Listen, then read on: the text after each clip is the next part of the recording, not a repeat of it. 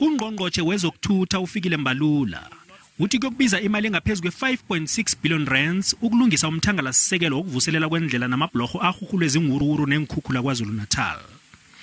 Umbalula nabeka khuluma econferencini ye-Maritime eKapa uthi sekukhethwe iSANRAL ukuthi yokuhlola lo msebenzi.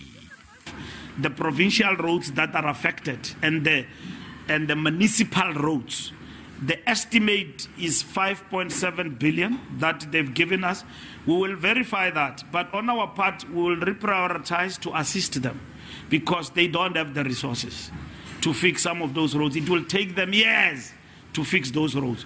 Verification means if you say a road estimate it is 100 million, we will be able with our engineers, top engineers who know this job, to say, no, we're not going to spend this, we'll spend 50 million. And we'll be able to cover the road and sort it out within 2 weeks or 6 months. So that is what we are going to do.